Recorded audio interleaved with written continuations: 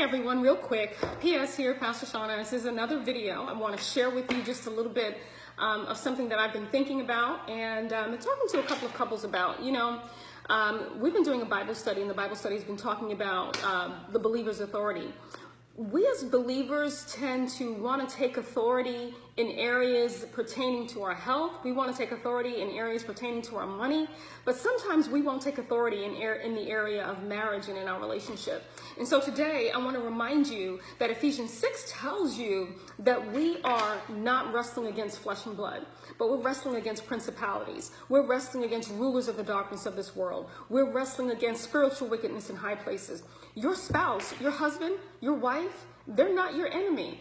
Your husband and your wife, they are not your enemy. Listen, even if your husband is beating you over the head, he technically is not the one that you're fighting.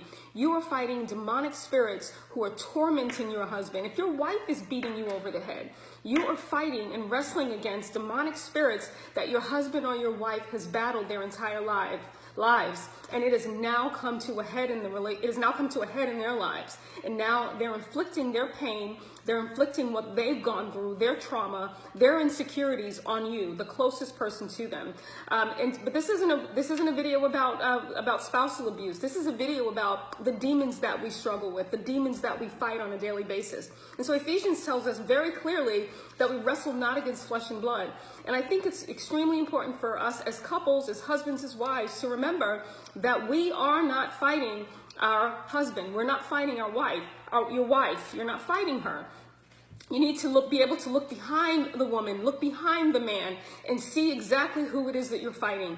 You need to be able to say, you know what? There is a spiritual force behind this. There is more to this than I can see, more than meets the eye. And Father God, I need you to reveal it to me. Reveal to me what's actually going on here. And then you really need to dig in together to see what is actually at work in your marriage. Is it jealousy at work in your marriage? Is it a spirit of jealousy? Is there a spirit of strife there that you're working against? Is there a spirit of insecurity? Is there any spirit that's working that is causing you guys to be at strife and at each other's necks most of the time? And then you need to come together, pray, believe God that he's going to change not just your heart, but his heart. Not just his heart, but your heart. Believe God. And then also remember that Romans tells us that if it is at all possible, that we should dwell in peace with all men.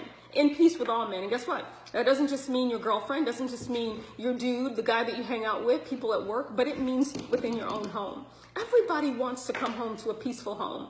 Whether it's man or woman, we all want to come home to a peaceful home. And so Romans instructs us in chapter 12 to dwell, to be at peace. If it is at all possible, Paul tells the Roman church, if it is at all possible, be at peace with all men.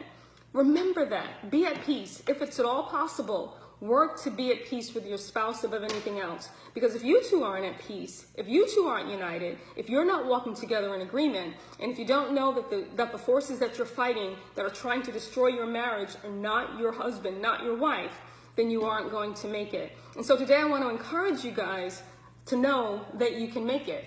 Today I want to encourage you to know that you're not wrestling against flesh and blood, but you're wrestling against principalities, against spiritual wickedness in high places. You're wrestling against a greater force that's trying to tear your marriage apart.